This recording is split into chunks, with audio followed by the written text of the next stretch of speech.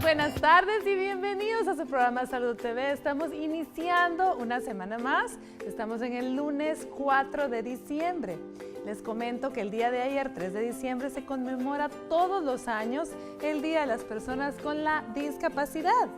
Por lo tanto, las personas con discapacidad tienen este día en el cual se celebra este Día Internacional se celebra con el objeto de sensibilizar a la opinión pública sobre las cuestiones relacionadas con esta condición y movilizar además el apoyo a la dignidad, a los derechos y al bienestar de las personas con discapacidad. También se propone promover la toma de conciencia sobre las ganancias que se derivarían de la integración en todos los aspectos de la vida, ya sea política, social, económica y cultural. A nivel mundial existen alrededor de 7.000 millones de personas con discapacidad y de estos, más de 100 de ellos son niños, que tienen a veces muchas más posibilidades de ser víctimas de violencia. Por lo tanto, a hacer conciencia. Este día vamos a estar hablando durante nuestro programa, aprendiendo cuáles son las discapacidades, qué es una discapacidad y vamos a aprender qué es lo que realmente limita y qué es lo que no. Veamos la siguiente cápsula y al regresar conocemos a nuestros invitados.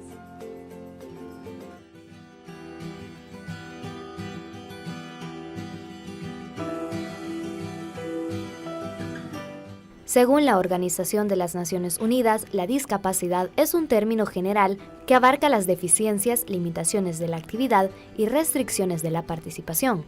Las primeras son problemas que afectan a una estructura o función corporal.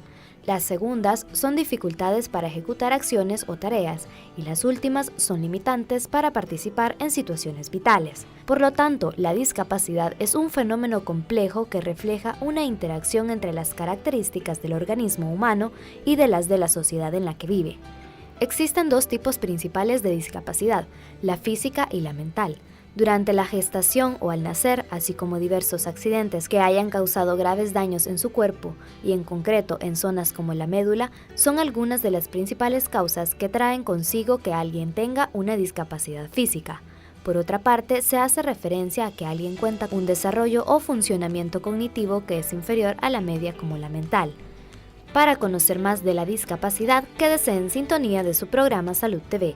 Nuestros especialistas estarán hablando de este interesante tema. Acompáñenos.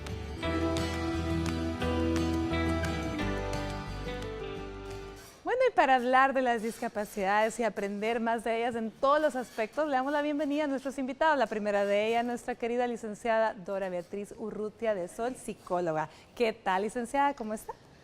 Muy bien, gracias, es un placer, qué lindo, estamos inaugurando la nueva semana con un tema tan importante y realmente tan útil, foguearnos un poco todos. Hay que hacer una educación generalizada para lograr que estas personas sean aceptadas socialmente de la manera que con respeto y dignidad necesitan ser aceptadas.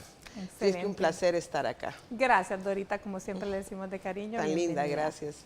También le damos la bienvenida a nuestro neurólogo, que le tenemos muchísimo aprecio, gran amigo de Salud TV, el doctor Roberto López Aguilar. ¿Qué tal, doctor? ¿Cómo está? Muy bien, doctora, muchas gracias. Muy contento de estar nuevamente con ustedes acá.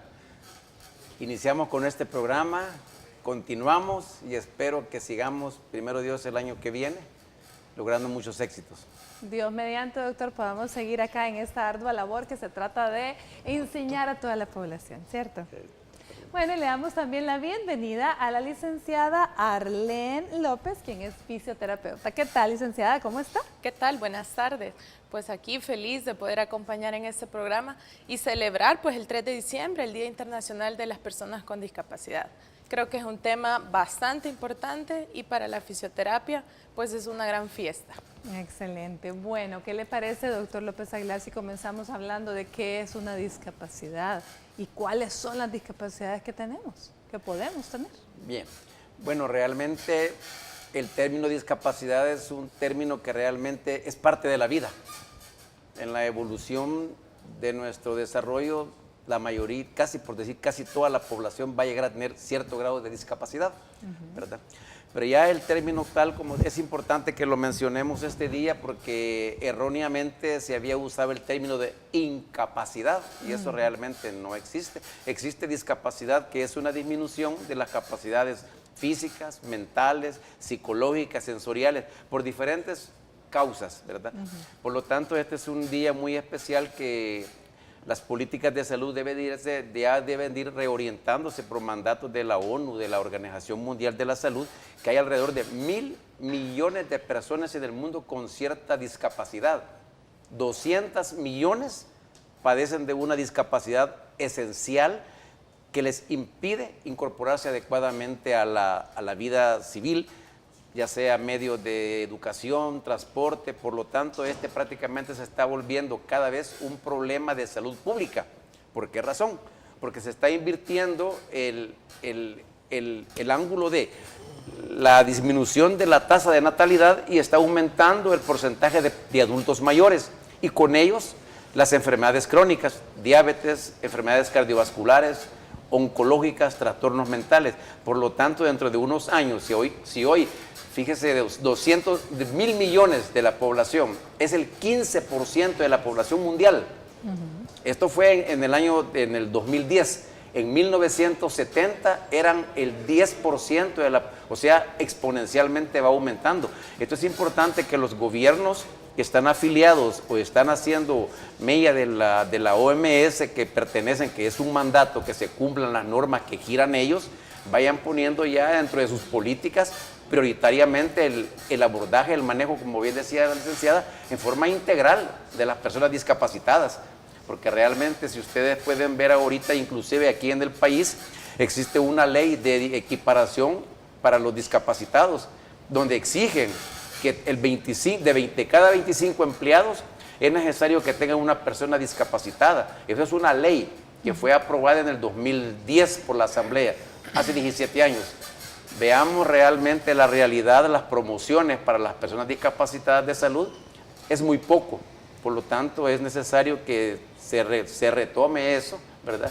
Como bien decía un analista político en este mismo canal el día viernes, a quien tiene un gran rating, decía él que realmente el problema en el país no es problema de leyes, sino que de aplicación de la ley, porque ahí está la ley y no se aplica. No se aplica, inclusive en los hospitales, en el hospital del Seguro Social, que son más o menos 15,000 empleados, deberían de haber no menos de 600 personas discapacitadas por cada 25. El Hospital Rosales, donde yo me desarrollo desde hace 27 años, hoy en la mañana pregunté a mí, más andan como 2.200 empleados, solo por ellos debería tener alrededor de 80 personas discapacitadas trabajando, y no hay. Habrá una o dos o tres lo más. Yo que me muevo en ese medio, pues casi no se observan. Entonces, también el Estado tendría que tomar conciencia de hacer cumplir esa ley con los discapacitados. Muy bien, licenciada Sol, de estos millones de personas en el mundo, pues mencionábamos que cerca de 100 de ellos son niños. Usted, con la experiencia que tiene, ¿cuáles son las discapacidades más frecuentes que nos enfrentamos en los niños? Bueno, primero hay que visualizar que los niños, lo que pasa es que hay una mejor tecnología para hacer diagnóstico, mejores estudios, y eso va haciendo que las personas que no entran, digamos, no encajan en la norma, en lo que entre comillas se llama norma, pueden llegar a tener un grado de discapacidad. Entonces, tenemos, por ejemplo, el trastorno por déficit de atención. Hablando de niños en educación escolar en ese tiempo, principalmente estamos hablando de características de problemas cognitivos y a veces psicológicos, emocionales, debido a la forma en que está siendo educado, el medio que lo rodea, cómo esta persona procesa, este niño procesa los estímulos que vienen de su entorno social, pero también tenemos que seguir viendo la parte de lo que llamamos un déficit, por ejemplo, de atención, problemas de aprendizaje de tipo cognitivo. Muchas veces no se trata de un problema de tipo cognitivo en el sentido de que es discapacitante o limitante. Sencillamente al niño hay que enfocarle no digo que no hay que trabajar con sus debilidades, pero sobre todo fortalecer sus talentos. Y ese niño va a llegar a lograr grandes objetivos en la vida y triunfar si es emocionalmente apoyado adecuadamente, socialmente tiene los requerimientos que necesita y sobre todo se le potencian sus cualidades, sus habilidades y sus intereses. Realmente todos, como decía el doctor, tenemos algún grado de discapacidad, ¿verdad? Sí, porque no somos excelentes en todo. En todo, exacto. Realmente todos tenemos capacidades diferentes. Tenemos habilidades para ciertas cosas y tenemos debilidades en muchas otras. Exacto. Yo siempre lo digo, yo me hice médico, pero yo para los números soy malísima. Para mí las matemáticas no van conmigo. Entonces yo digo, todos tenemos cierto grado de discapacidad. Exactamente. Eso sería una discalculia, ¿sí? Discalculia, correcto. Bueno, vámonos a una pausa comercial y volvemos con más de Salud TV.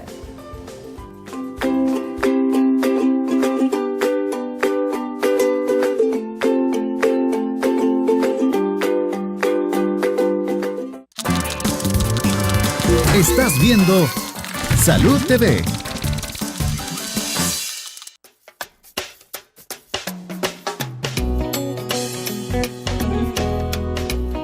Pues ahorita mentalmente pues sufrimos de amnesia, de olvidos, de frustraciones. Así a simple vista, no tiene algún padecimiento físico, pero sí en realidad tal vez en la forma de caminar, en la forma de hablar.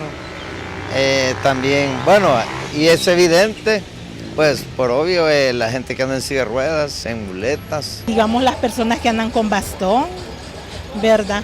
También las personas que no videntes. Invalidez, ceguera, sordera. Bueno, la incapacidad, por ejemplo, que puede ocasionar un traumatismo, un politraumatismo, que puede ser cuadriplegia.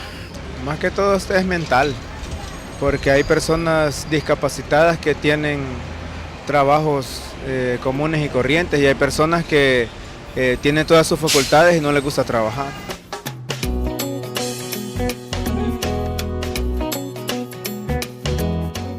Muy interesante y muchas gracias a todos los que responden a nuestro sondeo.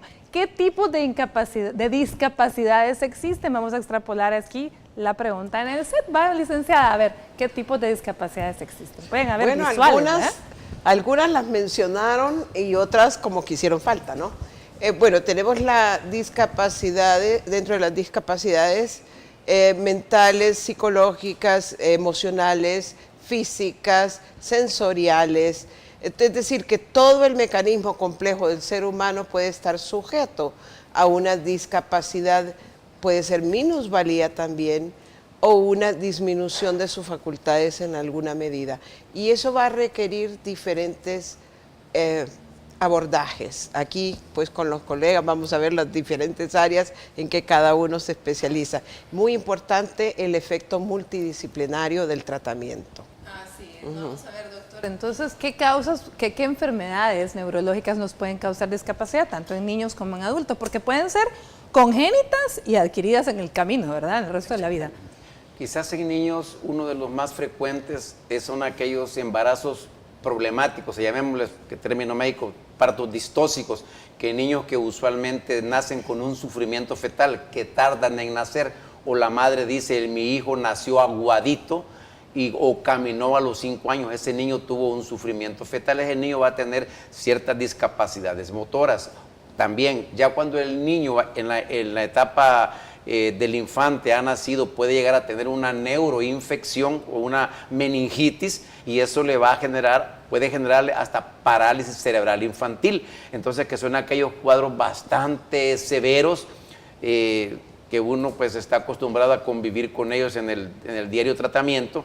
Son secuelas, luego niños también que tienen enfermedades infecciosas de la infancia, de varicela, sarampión, que por alguna razón invaden el sistema nervioso central y generan francos retrasos en el desarrollo psicomotor, convulsiones, epilepsias, dificultades para caminar. Otra enfermedad de la cual, pues, que gracias a Dios está erradicada en El Salvador, que es la poliomielitis. La poliomielitis es una enfermedad que genera debilidad o me parece en una parte del cuerpo, en las piernas, y el niño va a tener necesidad de usar aparatos especiales para la deambulación, ejercicios desde temprana edad.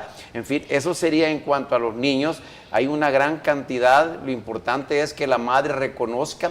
Usualmente hay patrones normales de desarrollo, usualmente en nuestro medio a los 9 meses el niño ya empieza a caminar, ya al año y medio ya empieza a balbucear así su primera frase. Si la madre nota que hay algún retraso, pues inmediatamente a consultar el médico pediatra, neurólogo o su pediatra general, le va a empezar a preguntar si hubo problemas durante el embarazo, puede haber tenido amenazas de parto prematuro o lo que se llama una placenta localizada en una parte anormal que hubo necesidad de extraer el producto. Todo eso puede generar hasta cierto punto cierta discapacidad al nacer o durante el nacimiento. Ya en el adulto pudiésemos mencionar ya las más frecuentes. En el mundo la principal discapacidad en la persona joven es la esclerosis múltiple. Es una enfermedad desmielinizante. En el adulto mayor ya la discapacidad principal es el evento cerebrovascular, el derrame cerebral. Ese es el principal evento. Ya en el mundo prácticamente se decía de que primero era el infarto al miocardio, el segundo eran las enfermedades cancerígenas, y en tercero la enfermedad cerebrovascular. Hoy en día, en los últimos dictámenes que da la Organización Mundial de la Salud, el derrame cerebral está ocupando el segundo puesto en la causa de mortalidad en las enfermedades. Por lo tanto, tenemos lo que decía la licenciada, el caso de Spielberg Hausen, que es un profesor de astrofísica. Él menciona ahí, porque en el primer informe mundial que da la OMS junto con el Banco Mundial, hacen 9 lineamientos que ya los países que deben de seguir y de implementar políticas completas, integrales e integradas para las personas discapacitadas. Este profesor decía de que él en su vida adulta tiene una enfermedad neuromotora. Él anda en una silla de ruedas, pero que él dice, ha sido feliz porque él ha tenido rehabilitadores a la orden, especialistas en computación, o sea que su vida hasta sistemas para modular la voz, o sea que él todavía sigue dando conferencias durante años. Quiere decir que la manera de manejar una persona discapacitada tiene que ser de una manera integral, multidisciplinaria, tal como estamos aquí parte del equipo de manejo, ¿verdad? Así es. La licenciada Arlen, antes del corte, me platicaba realmente sobre la importancia de la prevención, ciertamente, ¿sí? Sí, uno de los papeles del fisioterapeuta es educar a la persona, ¿verdad? Todas las mujeres que están a punto de tener sus hijos o que están en etapa fértil tienen que tener muy en cuenta que la prevención de discapacidades en la etapa prenatal, como mencionaba el doctor, todo ese margen de niños con discapacidad que nacen muchas veces se pueden evitar con una buena prevención, con el conocimiento, que aquella madre llegue y sepa que al momento de tener su hijo, los signos, los síntomas y todo lo que debe tener, y que si hay alguna negligencia, ¿verdad?, como muchas veces ha sucedido por parte de los médicos, ellas tengan la autoridad de poder decir no, el niño tiene que hacerse de esta forma y tener esa autoridad de poder decirlo, ¿verdad? Entonces, pero así con todo el resto de las discapacidades, hay muchas formas de prevenir y muchas formas de tratar por medio de la rehabilitación física. ¿Qué hay de las discapacidades motoras? Porque hemos hablado pues realmente de las que son, dijéramos, de las que son por enfermedad. Pero ¿qué hay de las discapacidades adquiridas por un accidente, por la pérdida de un miembro? Eso también es una discapacidad, ¿cierto? Es una discapacidad y realmente es un proceso muy doloroso. Hay un proceso de duelo en el, como decía la licenciada, el trabajo en equipo multidisciplinario es muy importante para este tipo de personas. ¿Por qué razón? Porque la psicología juega un gran papel en la rehabilitación de la persona. Luego que él ha aceptado y ha mejorado, ha pasado esa etapa de duelo, comenzamos con la rehabilitación física. Todo ese proceso de rehabilitación física, realmente las personas pueden lograr mucho aún con una discapacidad. Como podemos ver todas las personas que van a los paralímpicos, que tienen unos grandes trabajos, es porque han logrado superar su discapacidad Y como mencionamos muchas veces, la discapacidad o las barreras son las que tenemos en el medio o con las mismas personas al no poner un poquito de nuestra parte y concientizarnos y concientizar a los demás sobre la importancia que tiene la discapacidad. Porque todos nadie está exento de tener una discapacidad en algún momento de la vida. Así es, nadie está exento. Ahora bien, yo digo, y les decía al principio que sería bueno que aprendiéramos además qué tanto límite realmente va a dar, hasta dónde va a llegar el límite de una discapacidad, porque yo revisaba el otro día, veía en una red social, veía la historia de este joven que salía en una serie de televisión muy famosa, que fuera este señor que tenía cáncer pulmonar y que se convierte en narcotraficante para mantener a su familia. El hijo de él, el actor, verdaderamente tiene parálisis cerebral. Pero ese niño, a sus 14 años, obtuvo ese papel. Y hoy día, bueno, se convirtió en el sostén principal de su familia. Su madre estuvo paralizada por 6 años debido a un accidente, me parece. Y él se convirtió en el sostén de él y cuidaba a su hermanita menor. Y es un joven con parálisis. ¿Qué tanto realmente, hasta qué punto puede limitarnos si el cerebro está pues bastante estimulado, si se le está dando todo ese apoyo? Lo que sucede es que nosotros somos producto de nuestras creencias. Si nuestras creencias son limitantes, bueno, no voy a tomar en cuenta obviamente los recursos que se le aportan a esta persona, pero si esta persona cree que puede superarse, que puede encontrar nuevas oportunidades dentro de su accidente, dentro de su nueva condición, lo que decía la licenciada, comienzan por aceptar, pasan el proceso de duelo, la familia también tiene que aceptarlo y ver en qué manera va a aportar a esta persona nuevas oportunidades. Parte de ello es meterlos en algún tipo de competencias, o sea, hacer una nueva realidad Lo que decíamos de estimular las capacidades múltiples y diferentes que se tienen. Correcto. Este muchacho mencionaba que su abuelo, que era quien estuvo a cargo de su crianza, ya que su mamá estaba, ella estaba incapacitada. Realmente el abuelo siempre le prohibió el decir la palabra no puedo, la frase no puedo, y le enseñó a cambiarla por el yo quiero. Exacto, y lo que queremos es lo que logramos realmente. Entonces, los intereses y las habilidades. Entonces, la persona debe de motivarse, debe de ver una nueva realidad positiva. ¿Qué puedo hacer con lo que tengo? Para posicionarme en, ok, perdí esto, pero ¿qué puedo ganar ahora? Y está en el caso de la adquirida. ¿Y sabes qué es lo que pasa? Que cuando tenemos todas nuestras facultades, en gran medida las pasamos desapercibidas, y cuando sucede algo así, a veces es hasta una bendición en el sentido de que esa persona como que despierta a nuevas oportunidades y dice, no, yo me voy a superar, no me voy a conmiserar, voy a basarme, y si tiene el soporte adecuado, esa persona puede lograr hasta donde quiera llegar. O sea, el cielo es el límite, ¿verdad? El límite viene siendo el cielo, muy sí. bien. Bueno, vamos a relajarnos con los tips de Peace and Yoga con Lianik Borlasca y luego volvemos con más de Salud TV y nuestro programa dedicado a la discapacidad. Ya volvemos.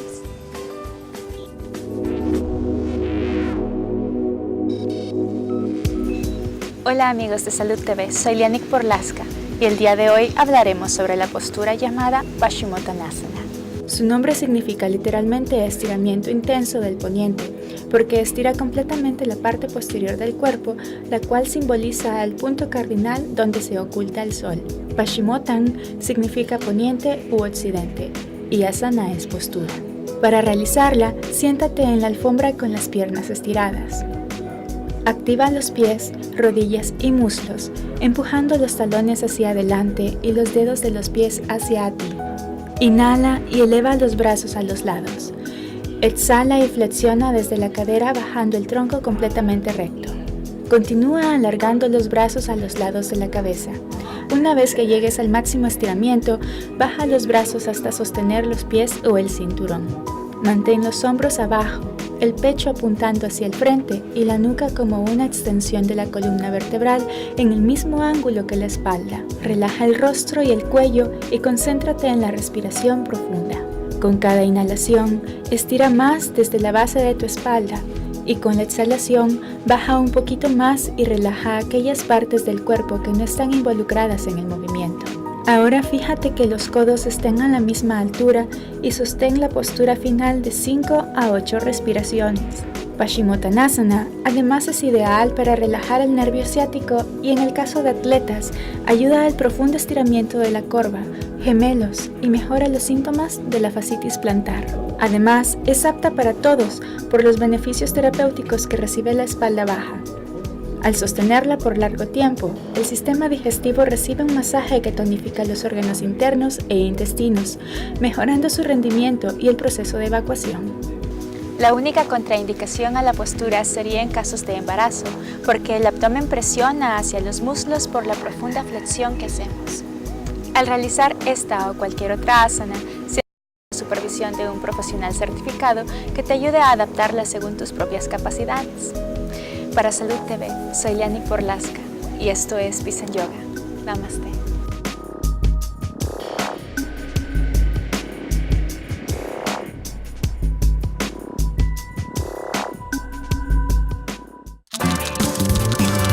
Estás viendo Salud TV.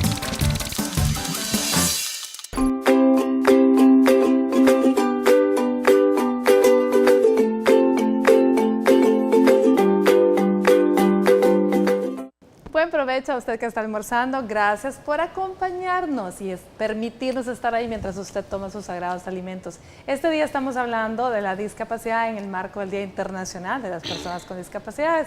Hablábamos que hay algunas que son congénitas, otras que son heredadas, otras que son adquiridas, pero que hay de aquellas enfermedades que pueden realmente adquirirse en el camino e ir ocasionando una discapacidad que va en un deterioro que va progresivo y que no se puede detener, como sería la esclerosis lateral amiotrófica, ¿cierto, doctor? Sí, correcto, doctora. Usualmente la esclerosis lateral amiotrófica es una enfermedad, en palabras sencillas, neuromuscular, que ataca los nervios y que ataca a la masa muscular. Pero lo más importante tal vez para nuestro programa es que el paciente presenta síntomas y obviamente, y esto es bien importante porque este programa es bien educativo, y a los primeros síntomas que un paciente tenga dificultad de debilidad, no automedicarse, ni tampoco, sino que visitar a un facultativo porque puede ser el inicio de una enfermedad neuromuscular como la esclerosis lateral amiotrófica. El paciente poco a poco se va consumiendo su masa muscular, le impide el caminar.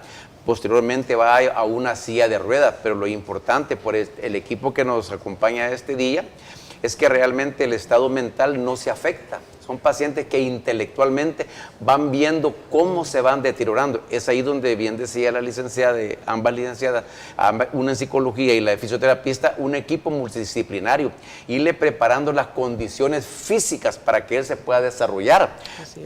No tenerlo en un cuarto, por decirle en un ejemplo, ellos me van a ayudar en un segundo piso que tenga que depender directamente de bajar gradas. Entonces tiene que ingeniárselas para todos esos sistemas.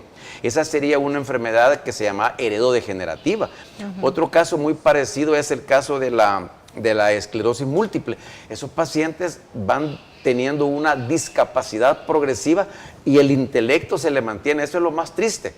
Lo más triste porque el paciente ve que cada vez va perdiendo sus habilidades físicas, ya no puede caminar, va a llegar un momento en que no va a poder tragar, no va a poder respirar, va a estar confinado a una cama y ahí es donde se necesita el apoyo de todo el equipo, tanto la rehabilitación para tratar de recuperar aquellas habilidades que todavía puedan ser recuperables, porque esto no es para curarse, sino que es para que vaya siendo adecuadamente manejado tanto el estado psicológico, porque sí está bien demostrado que todas las enfermedades neurológicas degenerativas que van creando discapacidad, el apoyo psicológico, está demostrado científicamente que aquellas personas que no reciben apoyo psicológico versus las que reciben apoyo psicológico mejoran gradualmente mucho más que estas.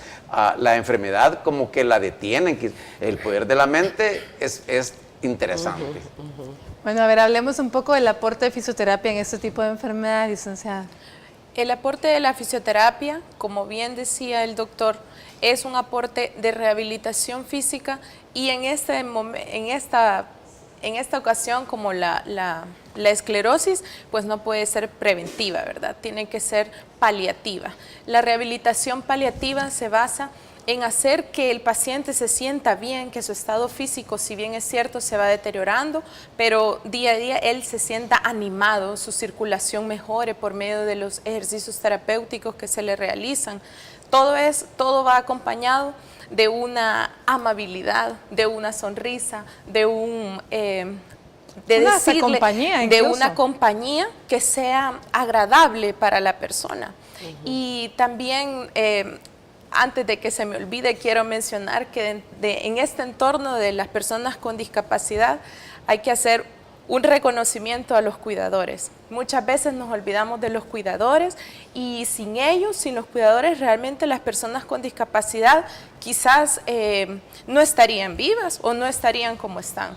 Aquella mamá, aquella hermana, aquella enfermera que cuida a las personas con discapacidad, hay que tomarlas muy en cuenta también en esta ocasión. Dorita, cuando una persona tiene un accidente y queda con la discapacidad motora que no puede caminar, en el caso de una cuadripléjico sería, ¿verdad, doctor? Si son los 4 miembros, o hemiplegia, si son 2. En esos casos muchas veces es un duelo, es un proceso doloroso, en el cual el paciente no quiere muchas veces ni ver a nadie. ¿Cómo se puede ayudar a estas personas? Mire, al principio lo más importante es que la familia permita que viva el proceso de duelo.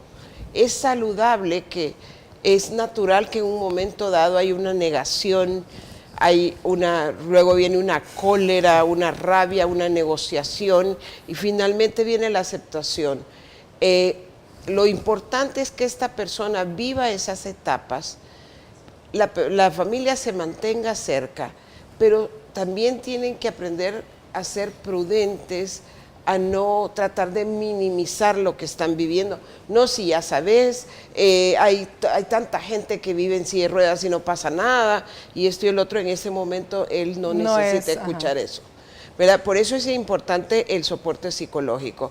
Esta persona es natural que tenga niveles de ansiedad muy importantes y también que entre en una depresión. Es bastante factible.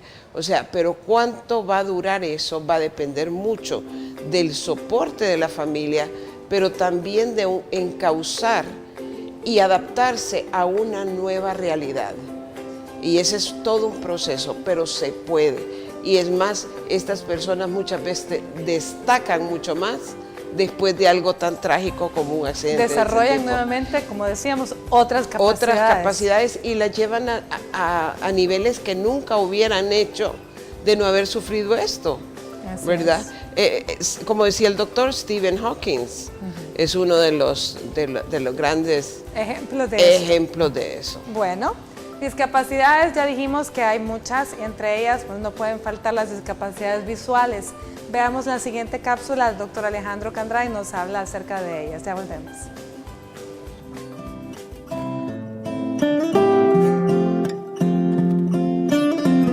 Hola amigos de Salud TV, soy el doctor Alejandro Candray, soy médico cirujano oftalmólogo. Este día vamos a platicar sobre la discapacidad visual. La discapacidad visual se refiere a toda condición que puede ocasionar pérdida visual y esta se puede clasificar en varios tipos. Puede ser, por ejemplo, congénita o adquirida, y ahí podemos ver muchas causas que afectan, por ejemplo, a los diferentes grupos de edad. Pueden ser también reversibles y no reversibles, y en base a eso pues podemos separarnos en varias enfermedades de las cuales es importante educarse para poder prevenir y evitar que estas enfermedades lleguen a ocasionar una pérdida visual importante. Existen muchas causas que pueden ocasionar discapacidad visual, entre ellas las más importantes son las cataratas. Estas afectan a personas mayores de 60 años que ocasionan una pérdida progresiva. Están predispuestas las personas diabéticas y aquellas personas que también utilizan medicamentos como los esteroides durante mucho tiempo. Otra condición que puede ocasionar una discapacidad bastante severa es el glaucoma. Y esta tiene la peculiaridad que es una condición asintomática, es decir, que el paciente muchas veces no se da cuenta que la padece y puede llegar a padecer de un grado bastante avanzado de discapacidad hasta cuando ya el paciente nota algún tipo de dificultad en su vida diaria. Es por eso que estas enfermedades como la catarata y el glaucoma deben ser detectadas de manera bastante oportuna para evitar que los cambios que se producen pues sean de manera irreversible. Soy el doctor Alejandro Candray, médico oftalmólogo para Salud TV. Nos vemos en la próxima.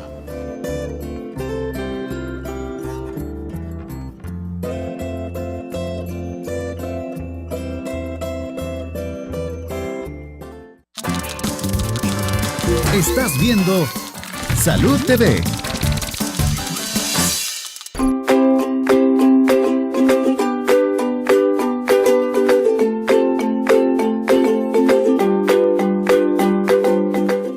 Continuamos con nuestro programa y fíjense que existen discapacidades de todo tipo. Ya escuchábamos al doctor Candray hablando de las visuales, ya hablamos un poco de las congénitas, de los niños que pueden tener por parálisis cerebral debido a una hipoxia o a falta de oxígeno durante el parto, pero ¿qué hay de un diagnóstico que a lo mejor usted no ha escuchado en alguna ocasión, pero son las discapacidades emocionales? ¿Existen, Dorita?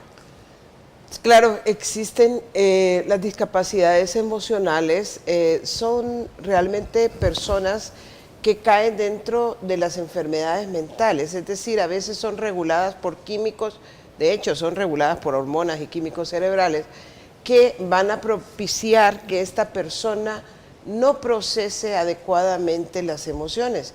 Por ejemplo, en los psicópatas vemos esa incapacidad de sentir empatía, de sentir remordimiento, de ponerse esa incapacidad de emocionalmente sentir apego o afecto por alguien de una manera importante.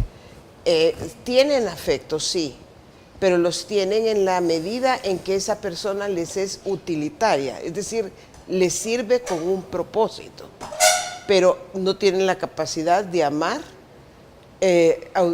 pues de una manera auténtica. También tenemos discapacidades emocionales secundarias a una discapacidad física, por ejemplo, claro, que sería el problema auditivo.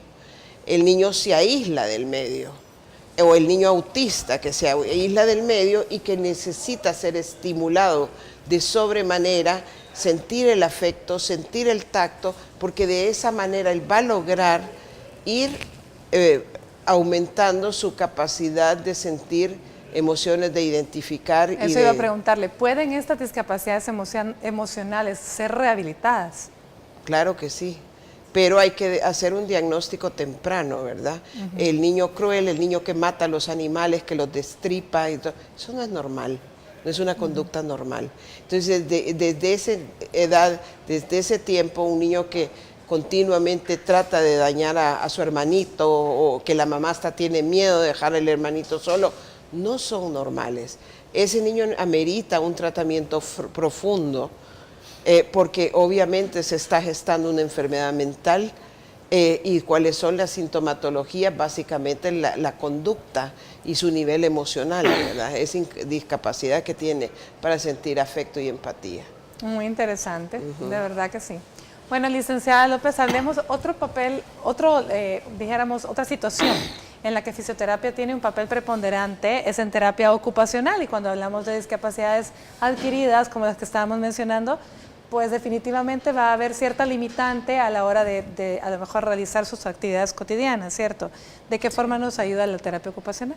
El terapeuta ocupacional juega un rol bien importante también en la rehabilitación, que muchas veces se hace una distinción entre el fisioterapeuta y el terapeuta ocupacional.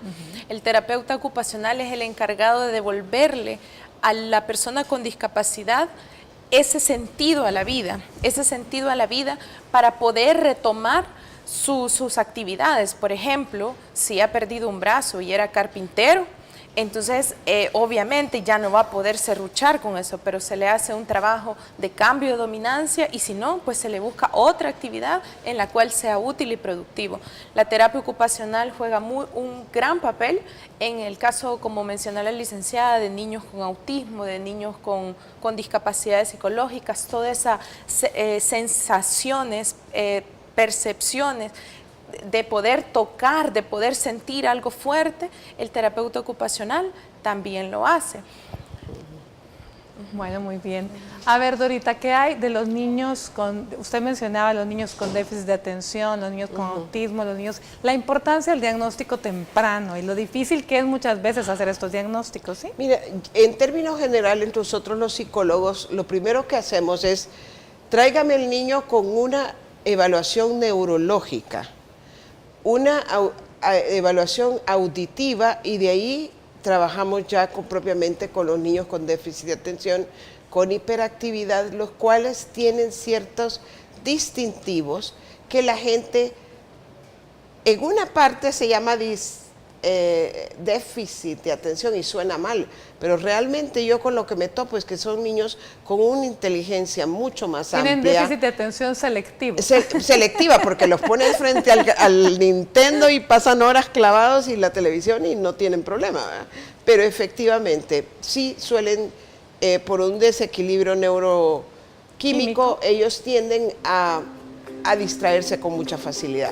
Entonces, estos niños es importante, son muy necesitados de afecto, límites claros, son poco tolerantes a los gritos, al maltrato verbal, tienen que ser criados con límites claros, con reflexión, pero no maltratados, porque eso es lo que después va a hacer que esta persona pueda triunfar en la vida o se vea limitada y crea que en sí tiene una limitante que lo discapacita, lo cual no es cierto. No es cierto, No muy es cierto. bien. Bueno, discapacidades también las existen auditivas. Les comento que la doctora Beatriz Córdoba, foniatra y audióloga, realizó una jornada de evaluaciones audiométricas. Y ahí aprovechamos para conversar con ella acerca de las discapacidades auditivas. Veamos el reportaje. La discapacidad auditiva es un problema que puede presentarse desde el nacimiento. 1 de cada 1000 recién nacidos desarrollan este tipo de patología, según la doctora Beatriz Córdoba, audióloga foniatra.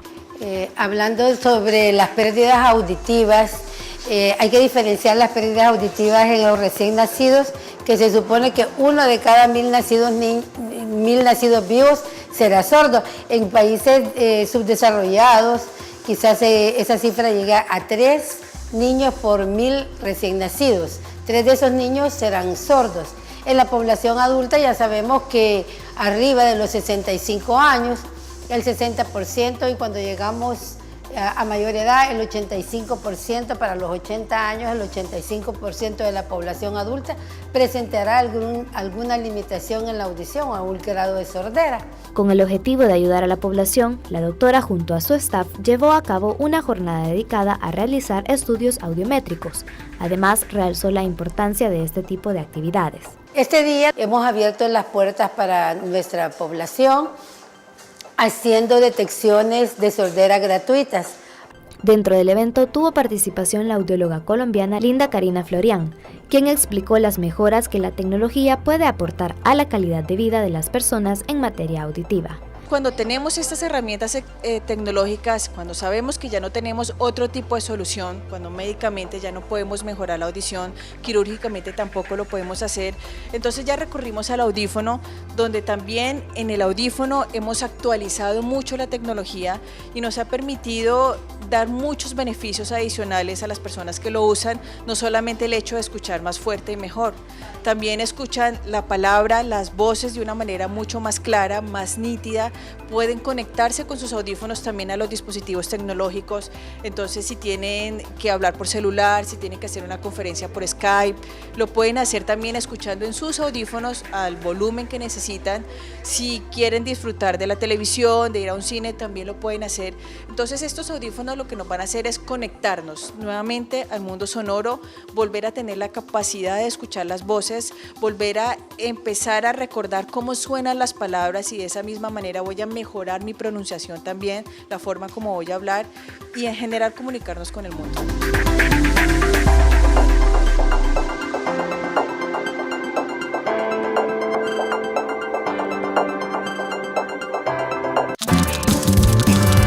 Estás viendo Salud TV.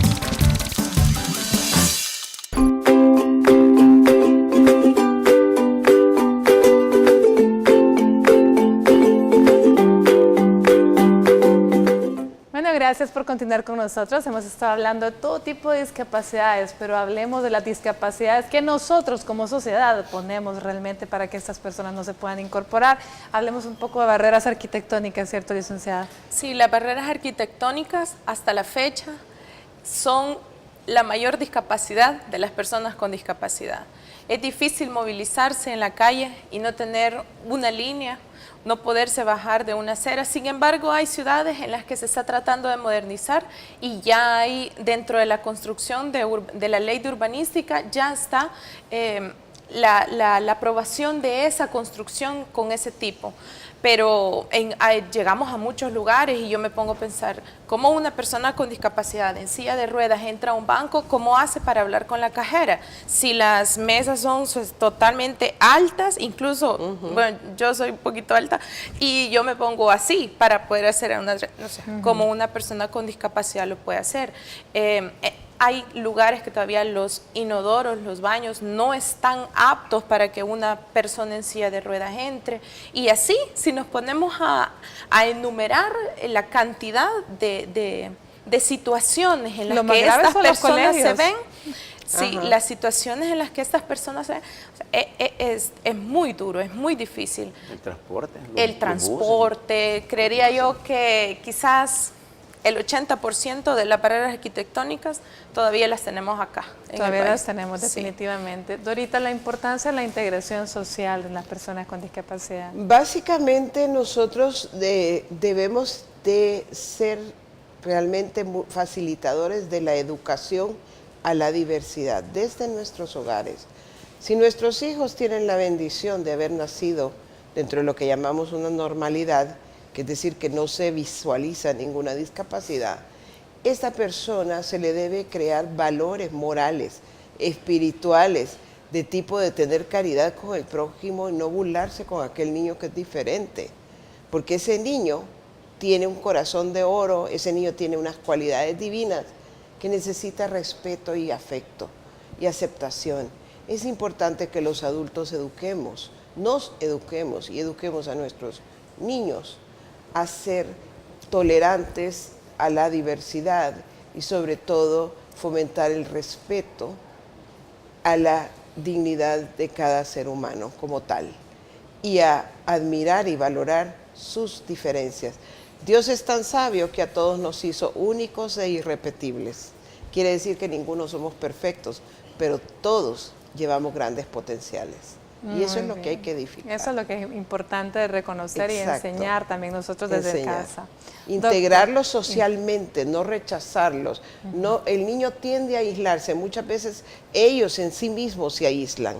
Pues los otros que son más dados a la socialización, ayudarle a integrarlo, ayudar a establecer comunicación, hablarle de temas que ese niño, con los que ese niño pueda compartir y departir. Entonces es importante la actitud del medio, no solo del niño, pero también del medio. Muy bien. ¿Verdad? Doctor, ¿cuáles serían sus recomendaciones finales? Algo a lo que quisiera apuntar.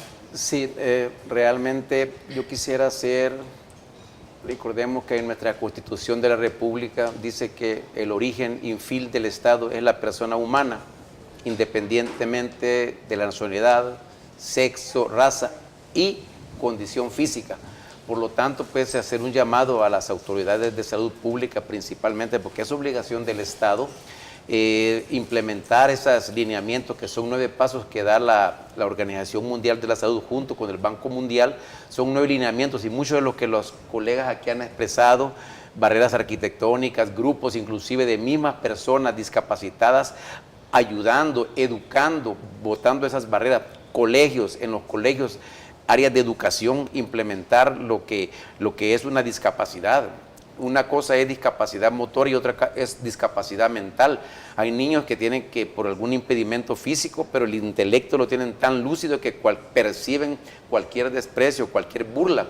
y eso lo que hace es deshumanizar a la persona. Yo es uno de los llamados que hago también a todas las personas de que son discapacitados, pero no todos los discapacitados tienen el mismo tipo de discapacidad. Unos son, bien lo dijo la licenciada, una mano, otros tienen deterioro mental, enfermedades degenerativas, por lo tanto a cada uno tenemos que tener lo que se llama la humanización de la medicina, un llamado que hago a todos los colegas, estudiantes del área de medicina, que rehumanicemos la medicina. Prácticamente se ha deshumanizado, vemos al paciente como un objeto, ya no digamos, inclusive los colegas, cuando llega una persona a una silla de ruedas, preguntan con quién los acompaña, cuando el paciente perfectamente nos puede aportar, a veces con una sonrisa. Todos los que tenemos una experiencia vívida, podemos saber que una sonrisa nos llena el corazón. Así que ese es un llamado el que hago yo a todos los colegas. Excelente, bueno, se nos terminó el tiempo, pero no me queda más que agradecerles. Gracias de verdad, Dorita, doctor López Aguilar, licenciada, ha sido un placer. Gracias a ustedes que nos acompañaron. Les voy a desear este día que tengan una linda inicio de semana. El día de mañana vamos a hablar de un tema que pareciera extraño, pero existe, es la hipertensión infantil. Así que no se lo pierdan. Por hoy, como les digo, lindo inicio de semana, linda tarde de lunes y que Dios los bendiga.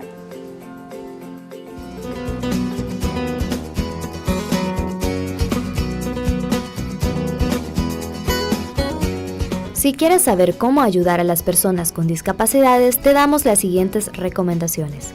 Aprende la terminología adecuada. El primer paso para ayudar a las personas con discapacidad es informarte sobre las palabras correctas. Algunos términos que en algún momento se consideraron la norma, ahora son obsoletos e incluso ofensivos. Aborda el prejuicio. Si escuchas a personas haciendo comentarios despectivos, ya sea de manera intencional o no, acerca de las personas con discapacidad, es necesario que expreses tu opinión. Ayuda con la accesibilidad. A menudo, las personas discapacitadas necesitan ayuda para desplazarse. Puedes ofrecerte como voluntario para ayudarlas en este aspecto. Recuerda, la discapacidad significa únicamente que tendrás que tomar un camino distinto a los demás.